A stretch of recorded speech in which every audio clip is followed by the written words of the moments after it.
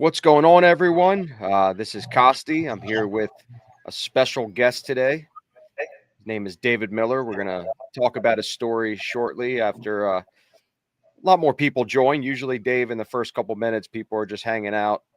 So I really want the community to hear your story, how you got into sports betting, because this show, I don't know if you're familiar with our platform of how we operate, but every day there's a morning show where we give out every single pick on the day. But in this particular show that we do once a week, it's more we talk strategy, we go over how to be a successful sports bettor, even if you don't purchase any of the products that we offer. We kind of just we want our community to make money regardless. Whether they purchase, we're just trying to help make money and crush these books. And I think you're a really good example of completely different than what we have on this channel, which is handicappers, and you're an edge better, and we'll really get into that and really explain that to everyone. But what's going on, man? It's been a long summer, man. Haven't talked to you in a while. How are you doing? Yeah, the summer kind of flew by. It was a good time, but yeah, getting ready, or we not getting ready. We've been betting 2 weeks now, and yeah, just on the grind all the way till May again. Feeling good.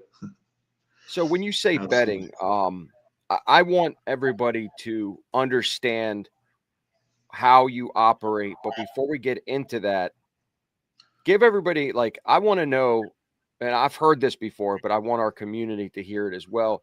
How did you get into sports betting? Did you just back into it? When did you start? How old were you? Kind of give us your history of how you got into it. Yeah, I was 21, and I don't know. I was just sitting by this guy one day, and I always wanted to talk to him, and I knew he bet sports, so I was like, "Yo, who do you need in this game?" And he goes, "Oh, it doesn't matter who wins, I make money." And then he showed me the tickets, and he had a an arbitrage, basically a scalp, where yeah, he got $125 or something like that, no matter who won the game. So I was obviously intrigued, and then he took me under his wing, and yeah, 23 years later, still doing it. So that was So you were how. 20, you were 21. Now, did you have any history? I mean, obviously at 21, you could legally go to a casino, but was it because I know there's video poker in your story, Yeah, yeah, we were other playing things video along the poker. way? We were just playing video poker, and then he showed me that, and then he took me under his wing, and then I was milking all the bonuses at Bet Chris, and then yeah, I kept going with it. I would just go downtown here in Vegas, price shop. I would get a lot of good numbers, but I was at the beginning. I was just doing a lot of like middling and scalping, arbitrage stuff for a couple of years, and then I just started leaving the bets open. But yeah, I couldn't believe it. The money to be made, I just couldn't believe it. Because nobody was really betting the market back then. Not really. Very few people. Now everyone's doing it. I got called the OG at Bet Bash. This guy goes, "Hey, you're the OG that's been doing this forever." And I'm like, "Damn, I have been." But yeah, You don't so you don't still look like doing an it. OG. You don't look like I an know, I OG. know, I know. Hopefully, I'm doing it another 23 years. Hopefully, I'm alive another 23 years.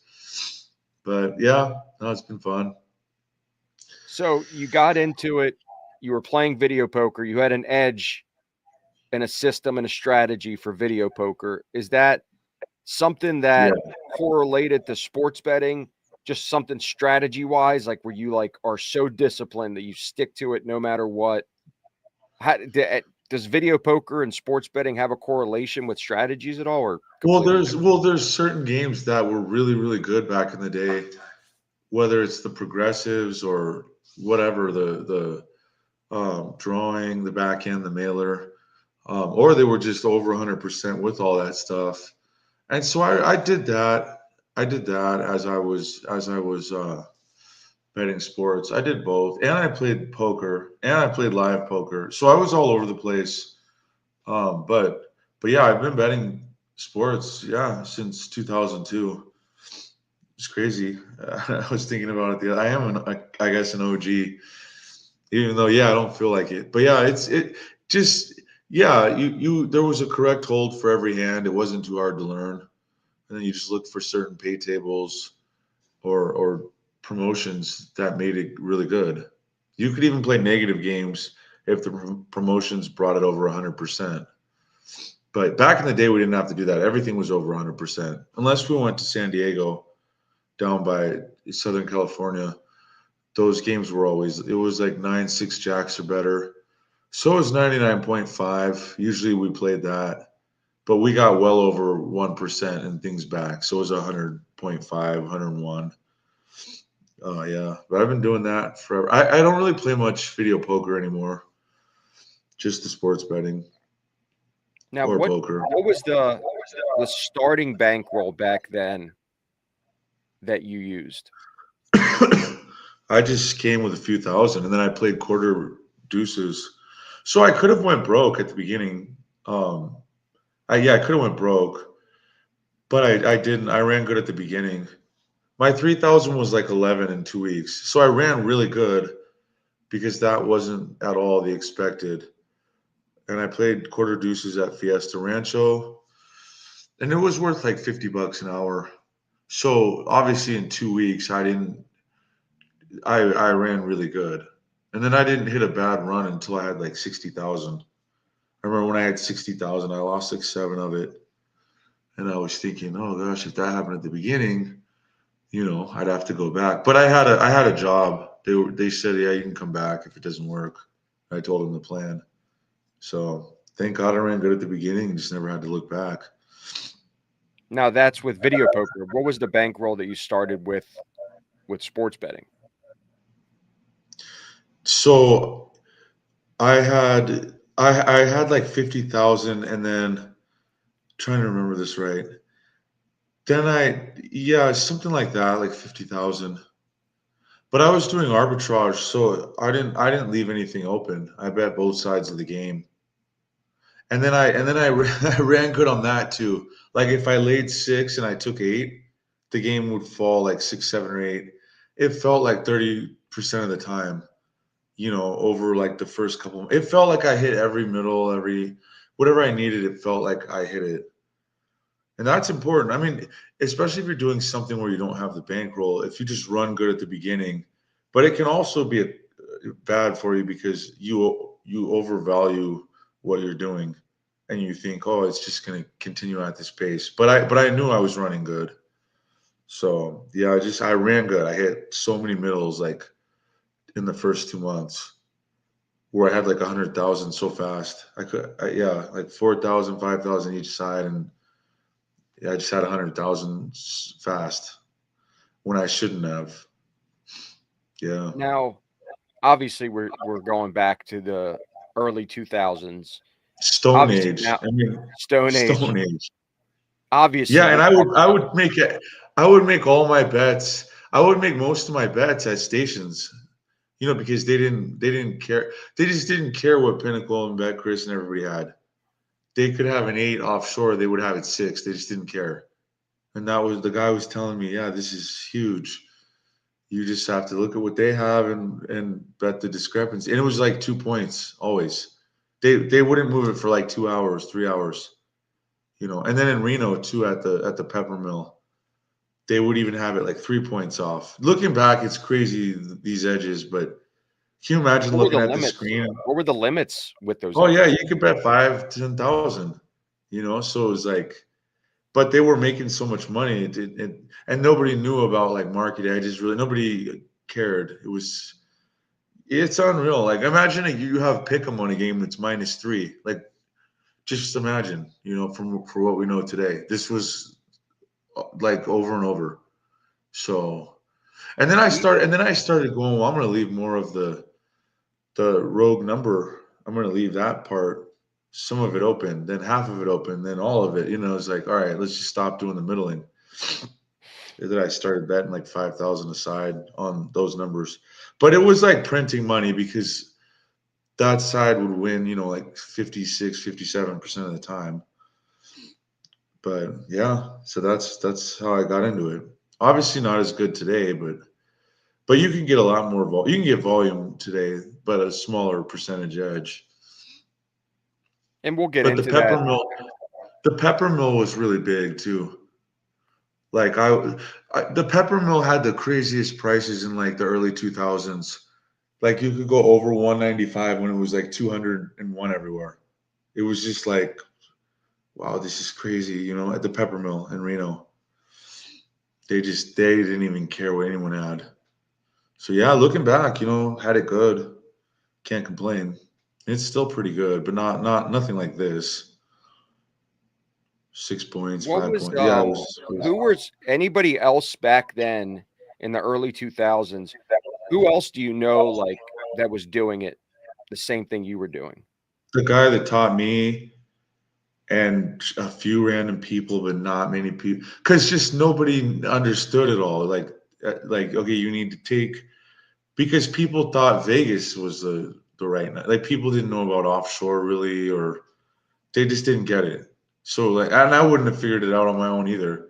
But when a guy walks me through it, look, this is what you have to do, and he's showing me the drop down menu, like you can play the other side back at plus 130 and you bet minus 110 here. That's free money. And then I'm thinking, well, will this place pay me? Yeah, they'll pay you. Okay, I'll give this a shot. And it's like, wow, this is crazy. So yeah, if he didn't walk me through it all, I probably am not even sports betting. But it just, I kept with it. And very few people, very few. And I, now, I didn't know anybody.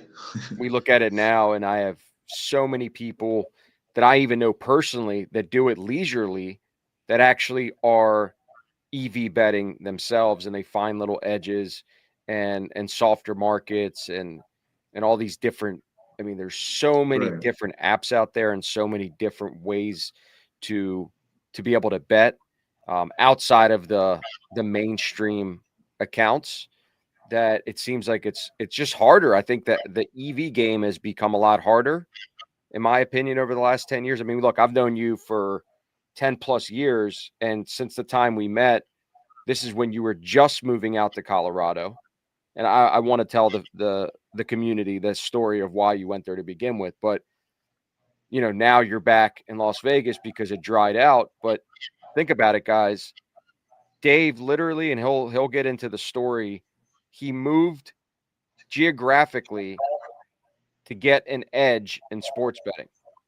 Most people do it as a hobby on the side, locally. They would never move for it while you moved to another state. And why don't you tell everybody? Why don't you tell everybody how that actually Well, came to fruition? because in 2019, 2020, I was going, yeah, it's just kind of dying out. Maybe I'll just like, I don't know, not do it and just live off my houses that I got, which is fine. It would have been a fine life. But then I got a bonus. Well, Randy told me, he goes, hey, this company FanDuel, if you put 50,000, or they'll give you 25%, um, if you up to 50,000, so 12,500. And he goes, you don't even have to roll it over, but like one time. And I was like, really? I could just go there for a weekend and roll it over and get 12.5. And he goes, yeah. So then when I was there, my plan was to just go for the weekend, roll it over. I brought the money. I brought 50,000 with me. Got the 12.5, and I just saw the numbers, and I was like, I don't even need the bonus. This is crazy. They're 2-3 points off everything, and which I hadn't seen since like the mid 2000s, or no, like the late 2000s is when it kind of stopped. Maybe like 2006, 2007. So I just stayed, and then yeah, I had my suitcase there for like 4 years, bought clothes, and then I moved back. But I'm going every weekend. I was there last weekend. I went to Phoenix. So yeah, I'm still doing it. But yeah, I don't know how I've stayed. I don't know how I've had work for 23 years doing it, playing the market. And then I also do my own stuff um, pregame, or top down is what I think what the young people call it. But I don't know how I've had work for 23 years doing the top down. I don't know. Now explain to them what the top down method is when you're sports betting. You're just, yeah, you're just like playing the market. Like it's pick 'em everywhere. You got +2 somehow, or you got -6. It's 7. You're just playing you're just betting the inefficient numbers. And somehow I've had full time work for 23 years doing it. I don't know. You would think the odds would be just one going rate by now, like one set price, but it's not. I don't know. Hopefully, I have work, like I said, for 23 more years. I don't know if I want to do it that long. Like just sitting there at the computer or on cell phones. I don't know if I want to do that. But the pregame stuff is fine too. We can beat that. But yeah, I've been Well, doing this so forever. the operation that you run, I'm close friends with the guys that we are all involved with. And years ago, there was a very famous YouTuber named Spencer Cornelia who had come out to your operation in Colorado, and he watched everything unfold. And he's like one of those guys on YouTube that like debunks every fraudster, every guy that claims to drive a Lambo and bet 300,000 on games. I'm not going to mention any names. But then he comes out and he does his due diligence first. Obviously, he's not going to fly out if he didn't. And he spends an entire weekend with you and gives you the utmost respect and credibility because you're the complete opposite of a famous glitz and glamour Ferrari, Lambo. I bet 300,000 on a Tuesday night MLB game and the sports books take it while you're on there hustling with all these different accounts, just trying to get as much money down as possible. And it's a really good watch. I mean, it's had, I don't know if you saw it lately, how many views. It's had over 500,000 views on his channel. And I couldn't tell you how many clients that came in because we did offer that product and we still offer that product where you're putting your market edges on a Telegram channel where, like, for example, I think there were 6 NFL games you already released for the week on Monday, beating the closing line value. And clients all over the world watched it and did their research. And they wanted to basically be a part of this inner circle of obtaining your homework on an everyday basis. So how was that experience with Spencer? Was it kind of like you didn't know where it was going to go, how the recording was going to Yeah, be? I didn't really want to do it, and Sean was like, "Yo, you should do this," and I'm like, I don't want to show. And then he goes, "Well, you can blur out whatever on the phones, just show the phones." And I was like, "All right, I guess," but I didn't really want to do it because I didn't know. I don't know. I didn't know him. I didn't know. I just thought, okay, somehow this is going to backfire, but it never did, so it was fine. And it's called infiltrating a sports betting operation. Spencer Cornelia. But yeah, it was a home run video. Like I'll say, sometimes people will come up and say, "Oh, you're the guy with the cell phones," or "You bet." Even on the cruise ships, I had people come up, which was like, "Wow, okay." In the middle of the Caribbean at a bar, this guy randomly goes, "You got all the cell phones, don't you?" I was like, "Yeah." Hey, so people have seen the video. That was the craziest one though, in the middle of the Caribbean at a bar. We were off the ship, just at this random bar at the beach. So at the airport, yeah, people have seen the video, and you could still do all this. Um, but yeah, you can't be in Las Vegas. Vegas is hard to make money.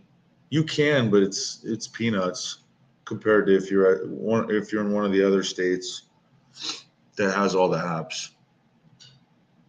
Now, obviously, your bread and butter over the years has always been college basketball. I mean, that's the Yeah, product and the yeah, amount of edges, the overnights, yeah. NBA as well. Um, how It's do you harder look though. at it's harder? Well, of course, but NFL, obviously, from an entertainment standpoint, it's always king, right? From our side, from talking about it, predicting it, having different groups on the games. How do you view NFL as a whole? I mean, obviously, very small amount of games, limited amount of weeks, a lot of island games.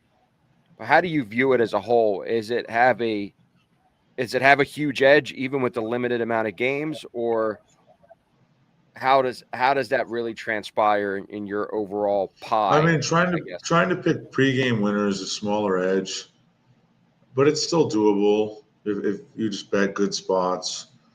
Less volume too because it's once a week. Basketball's every day. Baseball's every day for people that bet that. But yeah, I still bet it. But I'm more excited, yeah, like you just said, for college basketball. And I think most people that bet sports for a living are focused on other things. They still bet NFL sides and totals and stuff like that, but there's a focus somewhere else for a higher edge because nobody's gonna getting 10% edges pregame in NFL. So, keep that in mind. If you're running good, it's probably just like if you're, hitting 70%, there's a lot of luck there. Even if you still are onto something, that you're running good. So just always remember that. I mean, well, you've done the circa, um, you've done the different pools where the survivor pools. You guys have done them all, but Yeah. years ago, and I'm kind of bitter about this because I have to take personal blame. You guys went for the sports betting championships in New Jersey for DraftKings, and Micah offered me to be a part of the investment of one of the entries. And I was like, I don't know. It's the weekend. Just betting for a weekend is not really an edge to sharps. It's more of a gamble. And you guys ended up winning it. Um, so I want you to tell the story of how it started. I know there was a huge like lockup with the apps when you first got there. Remember?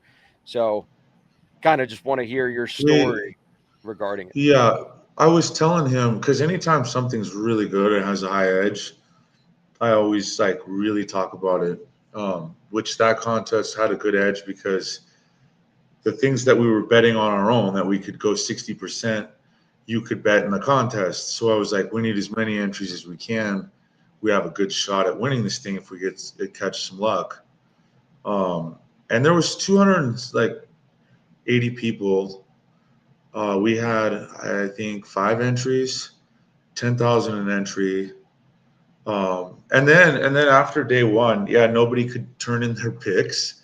So I mean that might have helped us win. If maybe we bust on day one, no one could turn in the picks. So they said, okay, everyone gets their 10,000 back. We'll still do the contest Saturday and Sunday. And then yeah, one of our entries broke through, and we were we were we won. Yeah, we won. And I knew too what we had to do on the final day, hit a three-teamer. So I knew if we hit this three-teamer, we're gonna win because no one else is gonna have the heart to do that. And I could see everybody's like starting stack on day one, and I said we're good if we hit this three-teamer because you couldn't turn anything in for the afternoon games for whatever reason. You had to do it in the morning. Like you couldn't wait. The money settles up and you can bet it again. It was like you have to put it in by 11 Mountain Time. I saw everyone starting stack because everyone could see that, and I just knew we hit this three-teamer, we win the contest. And I said we've got whatever it was, it's 1 out of 8 to hit a three-teamer, but I knew we were like 1 out of 6.5 with the prices, and then we had the one correlation. So yeah, we were 1 out of 6.5. That's what I told them. We have a 1 in 6.5 chance to win this, and yeah, sometimes, and then you need luck. And then you need luck for stuff like this. No matter how much skill you have with deep fields and marginal stuff, I mean, you need some luck too. Some of the time you'll win, most of the time you won't. But yeah, it felt good. Felt really good to win that. Yeah, I'm still bitter that I passed on that. I remember when you guys won it. Like I was happy for you guys, but I was just like kicking myself. I'm like, God, Micah asked me to get in on the entry, and I blew it off. Well, you have to remember too, if we're gonna beard up a contest, like have random people enter we're obviously onto something big, because for a contest we're not going to do that. It's like, so we're obviously onto like a good angle if we want to find people to sign up in contest. Like, we're not doing that in Vegas. We're not going. Well, I mean, I take that back. We are in one of them, and we've won that one twice. Last man standing at stations, but we won last year. We won that. And then we won in like 2019. But yeah, if we're signing people up, we found something really good. It's worth it. Next time, just say yes. I don't know, No, trust me, but I learned my lesson. A very yeah, expensive lesson. no, not really. I mean, yeah, maybe you get 100,000 or 150,000. I don't know what he would have given you, but yeah, we were just like, hey, we need to get mass entries. Who do we trust? And then that was up to him. Just like, what do you want to do, man? Like, and I busted my own fat like in the first game, which it's fine. You just Our plan went exactly how it should have. Like, just get one entry to the final day, do a 3-teamer. That was it. That was my plan, and it worked. It's nice when a plan works, huh? They stopped doing it. They don't even have it ever since that year. They haven't done it since for Well, whatever. no. Then we won the following year. We got first place um, in the 50,000 buy-in 2 years ago. We won that at DraftKings, and then yeah, this year I got That this year was a we pick 'em got pool, right? That was a pick 'em pool on an app. That's not, you have to be five live to against the lose. spread. Pick five Right. games against the spread. We won that 500,000, but it was only like 19 entries. And then this year I'm part of the Circa Survivor, the 100,000, the Grandissimo thing. I'm in that. And then I for myself, we did the last man standing. We always do that, mass entries, because it's a small buy-in, but it's a big percentage edge. And then I did the Westgate Gold. I did the Super Contest Gold. That's all I did. Let's just cut to the chase. 5,000 winner take all. Let's not do the thousands anymore. Just a lot of work turning those things in. And it's, So we'll see. we've talked about pick wise, like sometimes the picks that you released for clients on your Telegram channel would never correlate to the same Yeah, games that you would turn in for these yeah, contests. And people would ask me, and I would say, well, the reason why is because the lines are different. The contest may yeah, have a better line because they're locked in pricing versus Telegram is a completely different price. I mean, yeah. your Like I didn't average want to bet, take. yeah. Yeah, like I didn't want to take Atlanta, whatever it was, plus 2.5 and last week, but they were favored by 1 when we turned it in, and I'm like, all right, we have to put that. Um, but then most of the time it will work out for you because it's a good, if it's that stale, you're gonna win over 50%. So yeah, sometimes they're different, or they could even be the opposite if it moves a lot. If it reverse moves, it could be the opposite play. Like you took plus, or no, you took what am I going to say? Yeah, you took +3, and then or somehow it's 1. I don't know. I don't know what I'm saying. Then it goes up back almost to 3, but it was 1 in the contest. You'll lay the 1. So yeah, so you can kind of top down it to a certain extent if the price is rogue enough. You do some top down picks. There's always like one or two every week that for whatever reason there's an injury or a lot of sharp money comes in because they come out Wednesday with it. So yeah, by the time you turn it in Saturday, there's always one or two you have to put. I mean, if you're a pro better, you have to. Everyone solid puts the one or two, and then the randoms don't put it, or they'll even put the opposite. They don't care. Yeah, So for anybody that's watching this live, if you guys have any sort of betting strategy questions for Dave, please put it in the comments. I'll post it on the screen. and we could answer. We could do a live Q&A. I mean, I know on your Instagram channel, which is, it's in the description for anybody that wants to follow Dave on Instagram. It's at Vegas Ringers. Dave does a lot of live content in terms of live Q&As, and he responds to his fans and tries to give as much strategy talk in his stories.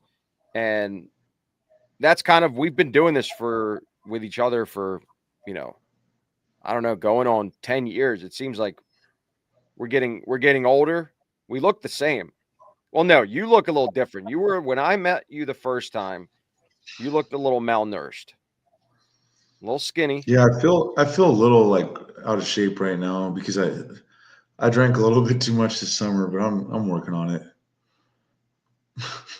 So it's you have to discipline your brain and your body to be able to. If for those that don't know, Dave is literally sitting in front of a computer screen the entire day when the games are on to find market edges in all the different Yeah. main market sports. So hence why Dave does not do baseball. He does not handicap baseball. He does not do any sort of edge betting during baseball. So he takes the time off and recharge. So by the time football comes, like last week, I already saw your story. I saw you were Operation Central, sitting in front of a screen all day. You have to It train was yourself. brutal. It was Is brutal, it always man. the first week brutal? Is it always the Yeah. first week? It's just like getting back into the Well, comfort now, zone. well, now, well, now I have to travel, and what killed me was my flight was at like 5:15 on Friday. It didn't leave till 10:45, so I didn't get to where I had to be like till 2. Then I had to wake up extra early because like it was the first day we had to get. It was just a brutal. And then Monday, and then I tried to go out Sunday night, and then I woke up Monday just dying. And I just canceled my flight. I said I can't even move right now. And then I booked another flight and I did the wrong day. I thought I did Tuesday, I did Wednesday, and I showed up at the airport. I'm like, yo, they won't let me check in. Why isn't it working on the app? And finally they were like, yeah, this is weird. And then one of them goes, because you got the flight for tomorrow. I was like, oh shoot. So that was a rough few days, right? Oh man, but we're good now. I woke up Monday. I can't do it. I just can't move. There's no way I can catch an early flight. So hopefully I get used to it. I think I will. Or I just can't go out on Sundays because I always go out on Sundays. Like, all right, we're done. Let's have fun. So maybe I just won't do that. But it's for the viewers that are watching this. What part of the day do you think you have to have the most attention span, like being in the zone? Is it more like the nighttime games? Is it the morning? Is it the afternoon? Or Well, it's it's just harder. always It's harder. It's harder at night, obviously, because you're getting fatigued. But I do overdo it with caffeine and stuff. But I was pretty focused all 13 hours. And then this Saturday it's the same. There's 7 games in the morning, and then there's 3 at 7:30 Pacific time. So we'll go till about 10 Pacific, and we'll start at 10 Pacific. So it's the same. No, 9 Pacific. So it'll be a 13-hour day. So we're going from 9 to 10. So it'll be 13 hours again. And then I just have to have discipline after it to just like go to sleep and get ready for Sunday and not go down to whatever bar is close to me, or hang out with some girl or something. I have to just go to sleep. So yeah, I didn't have much discipline last weekend. So I was done. I was like, all right. And plus I hadn't been to Denver in a minute. I know people, and I just was like, we need to hang out. So yeah, so we'll see. what we're doing here, guys, is I'm That was explaining to evident. you. I'm explaining to you Sorry. what the life of a real professional sports bettor is like. It is not all glitz and glamour. It is not, I'm going to walk up to the window and show you guys my $300,000 baseball ticket from Tuesday night. Follow me. It's a lot of hard work. It's a lot of dedication, and Dave's been doing this exact same schedule since I've known him. It's a constant Yeah, I grind mean, yeah. through and through. Yeah, and now I have to go to Arizona. Well, there's 3 states. I bought the all you can fly thing with Frontier. I know it's not that great of an airline, but it's like basically standby. So I'm gonna wake up Friday and okay, which city has like I'm not gonna get my spot yet. I'm just which city has flights for free on the all you can fly, and then I'm just gonna go there. This will be What do my you third mean? What week city? Is it like, so you're picking because it's either? like no, you just look at it and it shows you like okay, there's no flights left or there is, and since I can just go to any state, it doesn't matter what state I go to. And well, I could go to any state that has legalized betting, but the top two are Colorado and Arizona because Frontier has a ton of flights. It's like 8 or 9 for the whole day. So I can just look okay who has a flight and I can just get it. But it's you're basically doing standby. So for me it totally makes sense and I bought it. It's 299 for 7 months and you can just stand by and fly. You pay the $16 tax. So that's why when I kept canceling the flight, it wasn't a big deal. It was like, all right, I just lost $16 or whatever it was. Yeah, so you have to pay for the carry on or if you check a bag, but yeah, that's minimal. It's not too much. So yeah, it's all you can fly. Frontier has that. So if you fly to if you want to fly to one of the cities that Frontier is like has a lot of flights to it, makes sense to get it. But if you're trying to stand by and they only have like 2 flights a day, it doesn't make sense. You probably won't get on a flight. So yeah, we'll see. But you were, I'll so you save were money on living travel. in, you were living in Colorado permanently. So the market over there really hasn't dried up, like you said. Because I know a It couple has, people. but no, it has, but it's still better than here. It has. I mean, I wouldn't say dried up, but it's not as good, but it's you can still get decent value, you know. And the alternative would be just I guess doing nothing or here with just a dry here it's kind of dry. So in Vegas. So it's worth it. I'll do it this season and see how it goes. Like I'm committed all the way till April or May, and then we'll see what I do next year if it's good enough. But I don't and I don't need that much money to do it. I don't mind it. The flights are quick. And yeah, it's kind of cool. Wake up. All right, what city am I going to? And look at the thing. I don't know. It'll be fun. I'll get to see new places. So yeah, This is new. I haven't heard of this. This is yeah, new. yeah. I didn't know the Frontier had it. I was just looking like I don't know what I put like ways to save money on travel I don't know what I put, and it popped up 299, and I thought this can't be right. 299 to fly free for 7 months, but it's all it's not like like a regular standby where you do it the same day. It's like a 36-hour standby. So like I booked my ticket last night right after midnight for tomorrow. You just have to do it the day before right after midnight, and then it shows like zero. You can book it. So it's a 36-hour standby. Yeah, it doesn't look like it's a scam. It's real. It's yeah, yeah. It's still For those interesting of you, that that's what I like about that is that's what it takes. A lot of people that I happen to talk to on an everyday basis, most of them think sports betting, or they would say NFL because most people have the most opinion with NFL. They think it's relatively easy. They don't get it. They don't understand the grind it takes from a pro versus a Joe. I mean, I broker for anybody that wants to buy your product. I broker for a guy named Al McMorty and a guy named Jay Yang. These are the other two guys are on the PickDawgz platform where you could buy their daily picks. Um, and we've talked about this, and we've actually had Micah and Al on the show. And the way Al produces his ratings and his winners are much different than how Micah and dealing with professional betting groups on the EV side, and both are successful long term.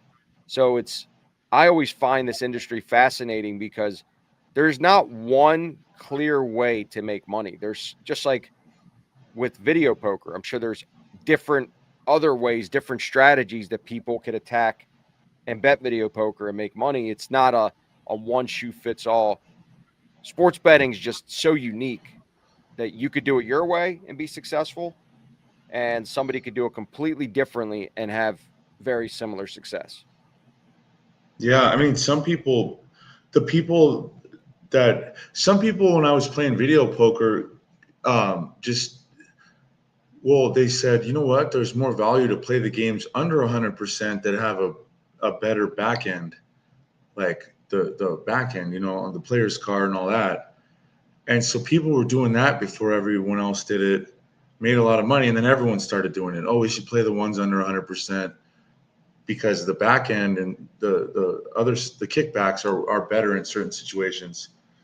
Or the people just said, I want to play the over 100% games. So yeah, there is different ways to do things.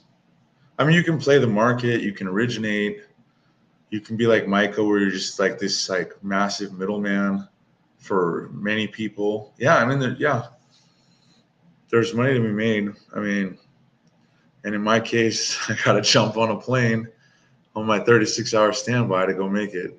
You know what, Dave? I'm gonna email Frontier and see if they can get a billboard with you on it, because you've been very, very excited about this new product that Frontier. I know. I couldn't believe it.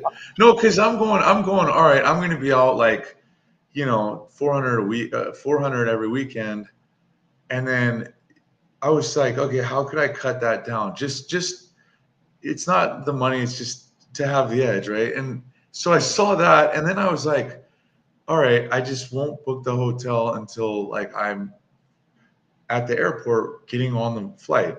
And I learned that the hard way last week. I could have just canceled that flight last week when it said a 5-hour delay. I could have just canceled it, jumped on a different city right there at the airport, but I had already bought my hotel. So I'm like, okay, now don't buy your hotel. Learn your lesson there. And then what if the flight got canceled? I already bought the hotel. And I don't know what happens. Maybe I don't know, but I had already, I didn't know if I had already paid or just reserved it. Wasn't sure. It was on the app. So I learned that. But yeah, and then I was like, all right, another way you can save a few dollars, a tip, just find a spot that does a shuttle, like from the airport. Even though that's a lot of work, I don't know. A $25 Uber is not a big deal. And if I get an Airbnb, I'm probably going to do that too. Then there's no shuttle. But yeah, I'm excited. Yeah, because for me, it fits my situation perfectly. That $299 all you can fly, because I don't care where I go. So I'm looking at all your games that you released on September 8th. We're at September 11th, so it's 3 days ago. And how many lines have moved? We have a line move on the Giants that went from 6 to 5. Trying to look at another one. I mean, this is the advantage. Denver moved bad. Denver moved bad. Yeah. The other ones are pretty standard. I really think that Denver one's moving the wrong way. I get it. The Colts won last week. We had that one, but I think the Denver one's moving the wrong way. We'll see though. What do you look at that? Like outside of the price? I mean, I know we talk about that. It still have to have an overreaction there. How do you look at that? Like Colts overreaction? It's an overreaction. Yeah, Denver's far superior. Yeah, we'll see. That's why they play the game.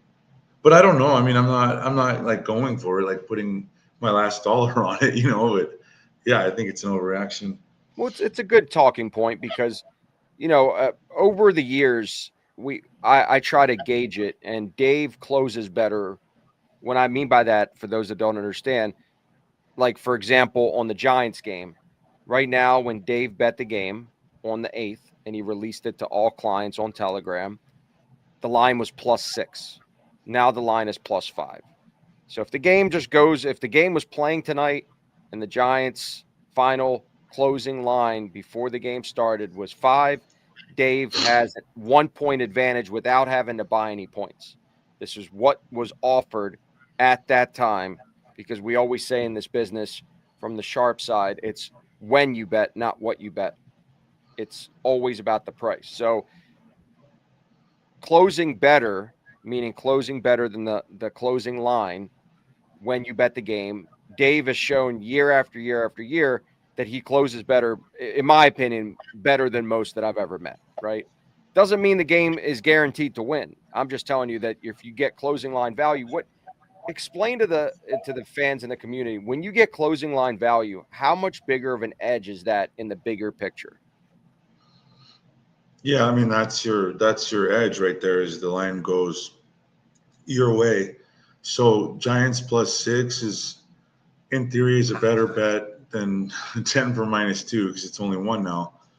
And yeah, you just kind of obviously you don't want it to reverse move because that means you got your money in bad.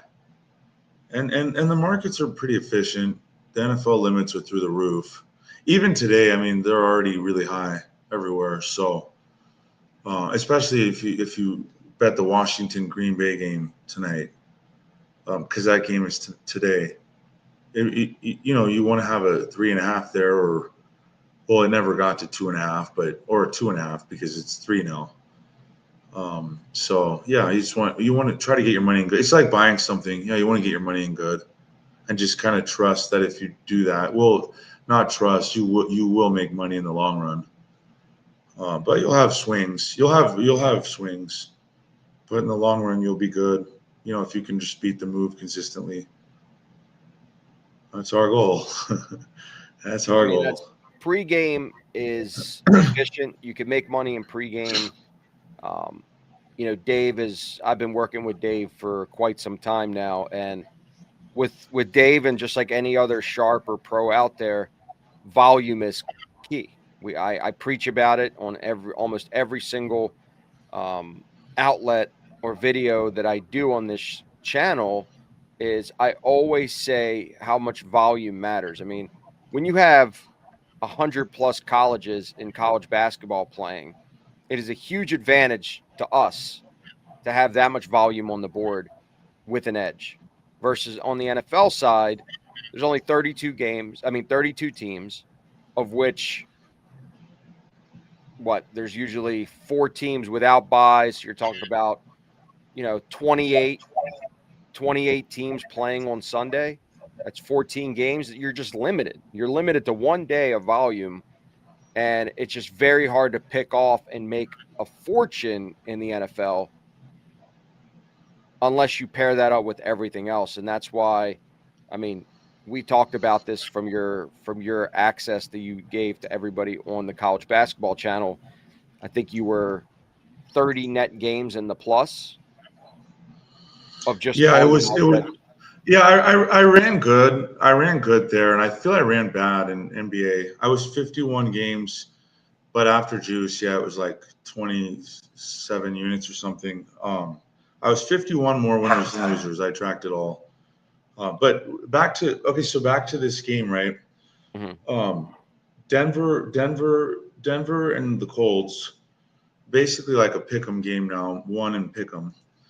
Um, Last week, Miami was pick'em uh, at the Colts, so same spread, right? Denver would on a neutral site would be laying like 3 to Miami. So you're going, how is that the same spread? So there's an overreaction, or somebody's, or nobody can say Miami's better than Denver. I mean, if you do say that, you're kidding yourself. So then you're going, well, how is it the same spread? Um, Somebody could be betting a matchup thing. I mean, I don't know, but yeah, if you because that's the one trick you can do. You can look at past spreads against similar opponents, and if you have the same spread, but this team's way better than the other team, You're going, well, how did we get that far in 1 week? That's a trick I do. But yeah, Denver same spread as last week. Miami at Indianapolis. Denver's a better team by a few points. Nobody can disagree with that. So then you're going, well, how is it the same spread? A matchup thing somebody sees, or it's not too many injuries. I mean, I don't know. No, it's not injury driven. It So I don't know is then. it's an overreaction of the Colts dominating a Miami team that I'm not backing Daniel Jones, who everybody's crowning as this elite player now because he beat up on this Miami team that looked lost. And I think because of that, you're seeing a lot of money moved on the Colts because of that. And at the end of the day, like you said, I think that Denver is a much more superior team. And the fact that they're giving you the same line, I think, is they're just sucking you in. If this was a college basketball spot, I would definitely be like more pumped. Because this is my strategy. I do this in college. This is how I pick my winners. I look at, okay, the similar opponent, they were laying 6. How is this one 5? So that's how I pick winners in college basketball. And it's the same formula. But yeah, I don't know. I don't overthink it. I just bet, and then whatever's going to happen is going to happen. And I'm not saying everyone out there go for it and put your last dollar on it. It's just another unit. If I lose, whatever. But yeah, there's something I don't understand. I don't know why it's moving down. And you're not always going to know the reasons. And somebody might have some matchup. Whenever it doesn't make sense, a move, there's somebody's usually back in a matchup angle. That's what it is, I think. So how much emotion do you have for winning or losing at this stage of the game? None. I mean, I already knew that was I was a loaded question. I knew the answer to that, but I'm telling you, guys. Actually, hold on. So I had a free bet on one of them on one of the apps, and I did a 7-teamer, and I needed the Bills as the 7th leg on Last this week? free bet last week. So I needed the Fuck, Bills. how about this? Fuck you. How about this? No, There's nothing so to I do was with the watching. bets. I saw him down 15, and I was like, "Fuck, man! All right, whatever. It doesn't matter." And then when they had that comeback, I was just like, "No fucking way! I hit that parlay." So I hit it because you're supposed to. Whenever you have a free bet, you don't get the base money back. So let's say you have $100 and you put it on a coin flip. Your expected value is half of it, a little bit less with the juice. So the way that you can get max value is you bet something long. 7 was too much because now it's like the juice is going to start to eat you up. But you want to bet something long because on a free bet, you're not supposed to get 0 multiplied like 4 times. But and the offshores, they don't let you do it. The most you can do on a free bet is like plus 150 or plus 200. So you want to bet something like 4 or 5 to 1, or just something higher if you want. That's the tip for the day. Never do a coin flip on a free bet because they're not supposed to let you multiply 0 like 5 times and get plus 500, but they do. The legals. So anyway, I bet it was like 61 to 1 for my 150. I put 150 and I hit it. I was like, yes. Oh man. So that felt good. So I got emotional there. I mean, I was just like, yeah, I hit it. 61 to 1. I felt good. Yeah, it was like 10,000, a little bit over 10,000. You saw my Ravens implode late in the game. I mean, it just was shocking. It was. I kind of just wrote the game off, and I said I'm dead, and I was dancing at this place. There was a DJ. I turned back around. They scored, and I went, "Huh? I wonder what happened. I'm probably still screwed." And then I saw they had the ball back. I'm like, what? Then I started watching it. I was like, let's watch this. Even though I don't watch games, I was like, all right, we're gonna watch it. Just let's go, let's watch it. You're another one. Everyone was Eric, watching it you know, too. Eric never watches games.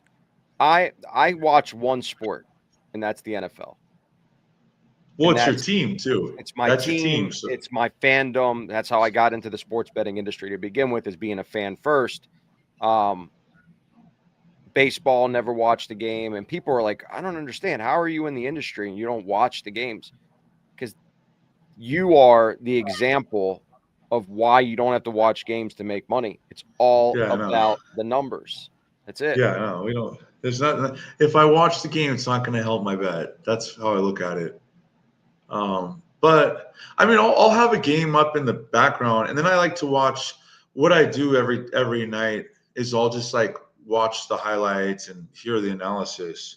But I don't put too much into it. I don't get emotional. And then I feel if you do watch a game wire to wire, like I watched the Super Bowl last year wire to wire, and I feel like even looking at this line, the Eagles Chiefs, because I watched the entire game, and it was last year, it wasn't even this year. There's a part of me going, God, that's a scary bet, the Chiefs, and so I think it's unhealthy to watch the whole game, especially when it's like when one team just dominates the other. I think it is gonna like mess up the way you proceed the following week, and not for everybody, but for most people. That's why most people do back the teams that look good and fade the teams that look bad, which is why Baltimore Cleveland is an interesting spot this week. Because you can look at it like, Baltimore's shaky. But I feel like the masses on Sunday morning are going to just think, well, they're going to take it out on the Browns here. Just lay whatever number. That's how I feel the masses will think. Myself, no feel on 11. But I think the masses will still back Baltimore because that's the type of team. If they blow a game, I don't think they're going to lose the public. They're just the public's. I feel is going to back them even more. Going, yeah, they're going to take it out on the Browns. The Browns suck. This is a bounce back. You know that's what I think. Yeah, the rate. Listen, NFL is. I always say it's not for long because it's the truth. It's each team is not the same person and identity week after week after. You know, there's a couple teams throughout the year that kind of keep their identity, but a lot of teams just flip flop. They never have the same identity, and the overreaction from last week. I mean, you could even look at it in this matchup tonight. You have a Washington Commanders team that beat up at home versus the Giants, and I do believe the Giants stink. And then you have the Packers who beat up on the Lions, and I don't think the Lions are that good this year, losing their coordinator, new team, and it's week one all in all. What did those two teams that dominated have? They were both at home. They both had home games in front of their fans. Now you're talking about they had both two good games. I think this Thursday games, I It's a personally, tough game. It's a I tough try to game. stay It's a away tough. from it altogether. Yeah, this is a tough one. I have no feel. This is tough. They seem kind of on paper. They seem pretty much evenly matched. Maybe the Packers a little better, but Washington had I'll the give run it. I'll last give you year. guys a free play just because I already released it as one of my Stay away boosters. from the game is my play. Bet the under. Bet the under 49 in this Yeah, game. Two teams that you got to remember. There's no preparation when it comes to a Thursday game. They just played. They had 1 day to recover after going through war on Sunday. They had one walkthrough on Wednesday or Tuesday, travel day. Now you're talking about Thursday. Usually the better coach prevails on Thursday night. It's very sloppy ball. And I think in this situation, I think it's way too many points. So complimentary for me. This isn't just a free pick. This is something I released from one of my groups under 49 in the game. yeah. I feel if a gun was put to my head, I do that or the well. Now you can get a flat three. I'd probably lay the three with Green Bay. But yeah, you want to do under in a game. Like you're right. That sounds good. That's the default to go to. and I would probably lay the 3 with the Packers because the home team on Thursday on the short week is usually the go-to also, and the under. But I mean, or just wait and find real bets on Saturday and Sunday. You don't need to be degenerates, guys. You don't need to bet everything in sight. You don't want to bet everything in sight. There's plenty of No. opportunities out there.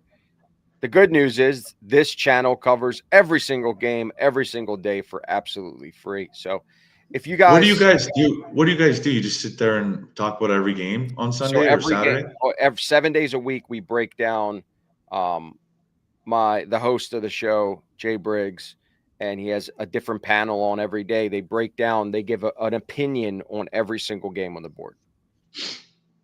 Okay, interesting. Where do I find? This is on Sunday morning. I mean, I might as well have something in the background. No, there's every day, 7 days a week, Dave. Oh, you talk about every game, every all 7 game, days? all 7 days, 365 days a year. Wow. Okay.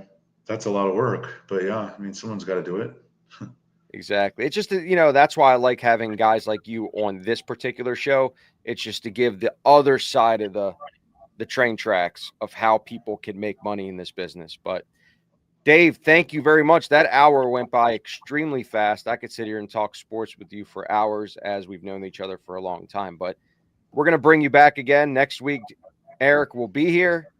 He is going to be no more travels. He's going to be back in the station, back on air, and we'll have you again. But thank you again, man. I want to hear about that trip. I want to hear about his trip. Yeah. Yeah, we'll talk to him. We'll talk to him next week. And for everybody, if you want to follow Dave on Instagram, it's in the description below the video. It's at Vegas Ringers, and check him out, man. It's very good content, and it's something that could help you be a better as we head into week 2 of the NFL. So, Dave, any last words? Your background makes me embarrassed, man. But I don't know how long I've worked on it a little bit. It's not. This is like. So this came from Mitch. Where are you right now? It's at my office. Baltimore, are you at home or at the office? No, this is my office. Yeah. That's a sick background, man. Yeah. Thank you. I guess if you're in videos 7 days a week, you need to have something good to look at in the back. But that's nice. Hell yeah. Is that Miami? Yeah, it's the Miami Ray Lewis jersey. Okay. All right. Well, shit. Then you got the Lamar. Ravens. Yeah, it was fun. Looking forward to doing this every week if possible. For sure, man. We'll have you on again. Thanks, everyone, for tuning in. We will be back next week, same time, 1 o'clock on Thursday.